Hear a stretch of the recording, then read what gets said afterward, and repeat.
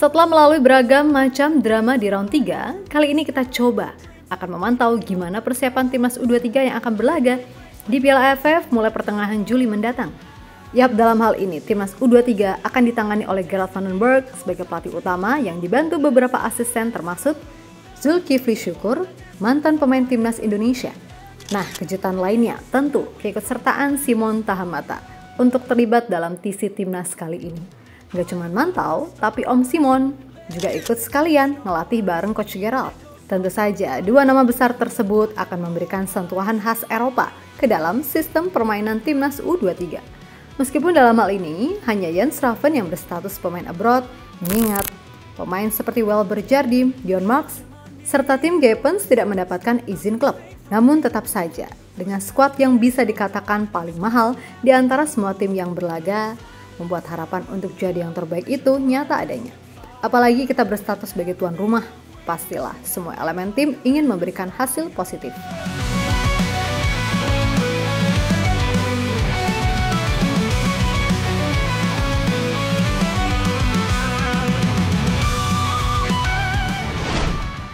Timnas U23 seperti yang kita tahu telah memulai persiapan untuk menyambut Piala AFF yang akan berlangsung pada 15-31 Juli mendatang.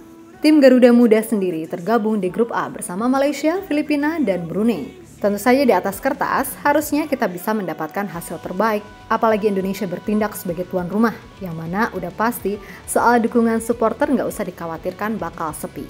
Yap, Coach Gerald sendiri beberapa hari kemarin udah mengumumkan nama-nama yang dipanggil untuk TC.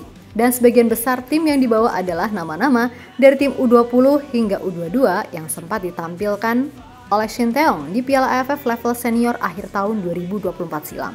Nama-nama seperti Cahya Supriyadi, Muhammad Ferrari, Kadek Arel, Doni Tri, Ahmad Maulana, Victor Detan, hingga Jens Raven tentu udah tak asing lagi di telinga fans timnas Indonesia. Nah, jika sampai detik ini masih ada yang tanya, kenapa Welber Jardim, Bjorn Marks, dan tim Gepens gak dipanggil? Ya, karena murni gak dapat izin klub, mengingat Piala AFF U23 bukan ajang resmi FIFA. Terus kalau ada yang tanya lagi, nah itu Jens Raven bisa? Jawabannya jelas, karena Raven sendiri belum berstatus pemain pro di Dordrecht, alias ya ia masih berstatus pemain youth, sehingga ini lebih mudah untuk masalah perizinan. Tapi di luar itu semua, dengan skuad yang dirasa punya pengalaman bertanding melawan tim-tim senior di Piala AFF, harusnya target juara bukanlah target yang muluk-muluk.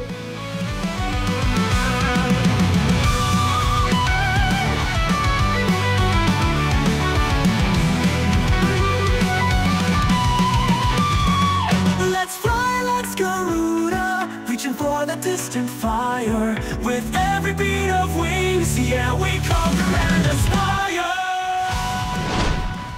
Yap, kembali lagi di atas kertas Indonesia sangat punya peluang, dan walaupun cuman Ravens yang berstatus abroad, tapi kedalaman skuad timnas U23 ini bisa terbilang adalah skuad dengan nilai termahal di ajang ini, di mana market value tim Garuda Muda menyentuh angka 65,18 miliar rupiah.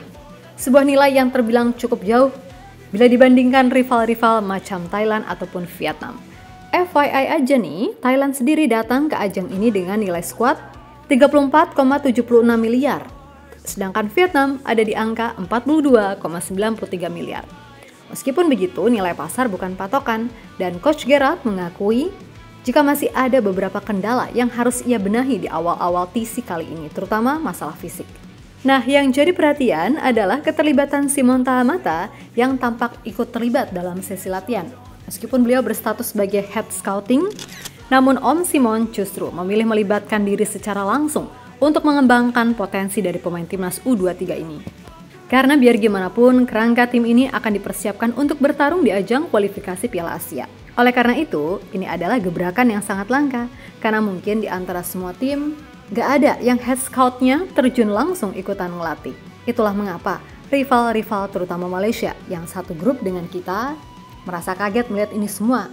Sebab biar gimana pun, baik Coach Gerald ataupun Om Simon, dua-duanya adalah legenda besar di sepak bola Belanda hingga Eropa. Dan dua-duanya juga dikenal piawai untuk mengembangkan bakat-bakat muda.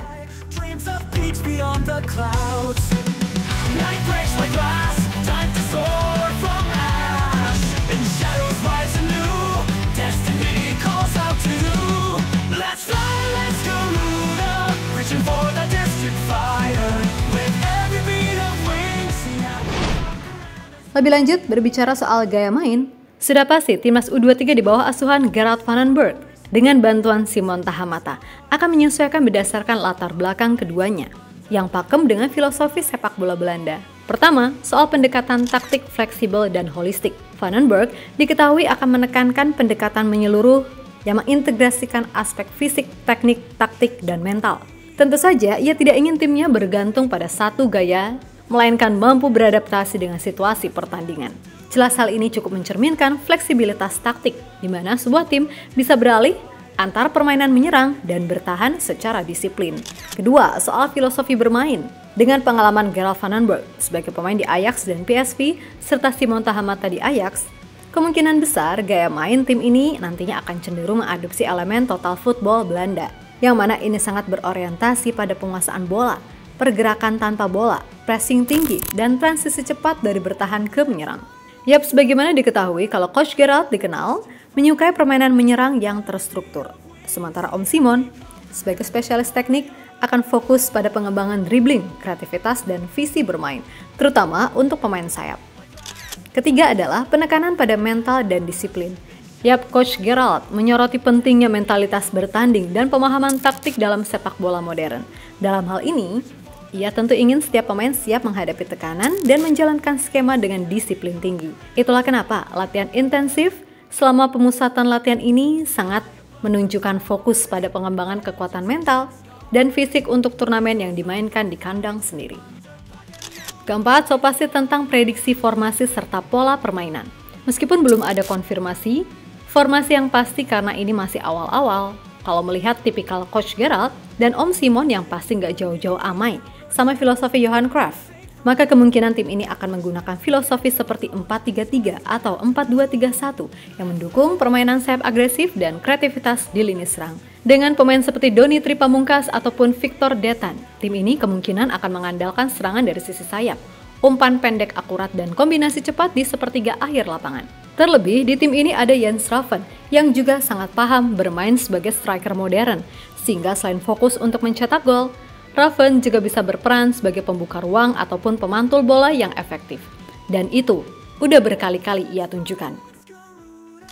Yang kelima adalah sebisa mungkin memanfaatkan segala ilmu dari Simon Tahamata sebagai kapten pemandu bakat dan asisten pelatih, yang mana ia akan berfokus pada pembinaan teknik individu dan karakter pemain. Pengalamannya di Akademi Ajax akan menjamin perhatian pada detail teknis seperti kontrol bola, passing akurat, dan pengambilan keputusan di bawah tekanan, yang mana itu adalah penyakit turun-temurun dari pemain-pemain didikan dari dalam negeri.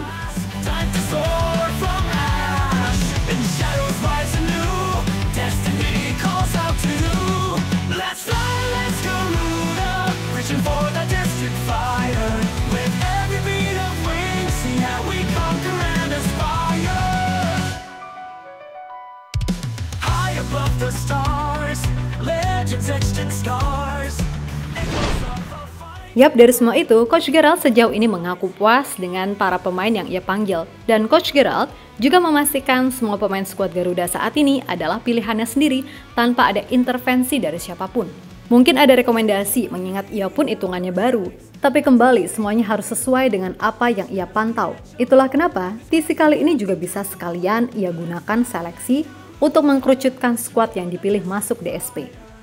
I picked them all by myself with I think for me it was difficult because I don't know the players. So I watched many games also in the night, but I think at the end I'm very happy with the players. I think all the players had a character to play for Indonesia, We are all happy to show something and the players knows. So I think that's no question, the players are happy to play for Indonesia. Yeah, of course, we will play our own way.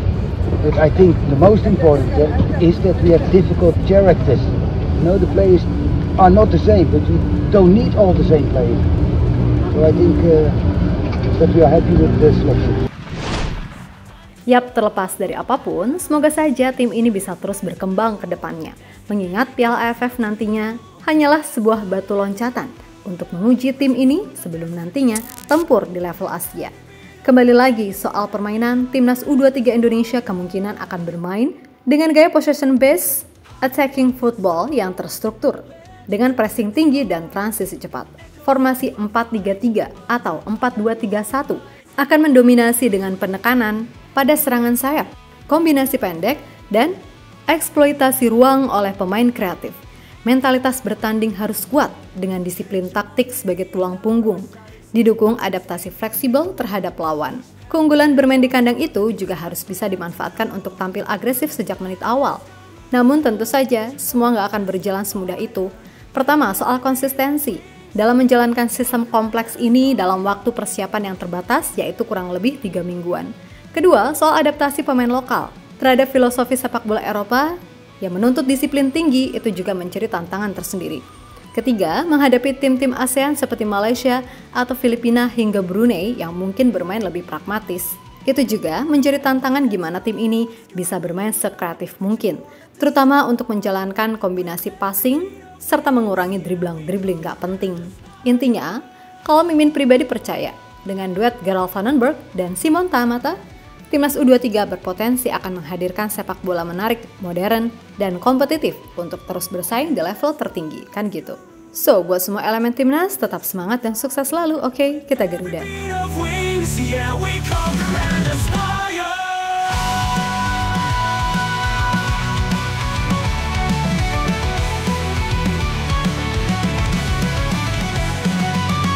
Itu dia pembahasan kali ini. Jangan lupa like, komentar, dan subscribe kalau kamu Garuda fans sejati. Kita ketemu lagi di video selanjutnya. Dan ingat, dukunganmu adalah bahan bakar semangat Timnas. Saya Dinar dari Gals pamit. Dukung terus Timnas Indonesia.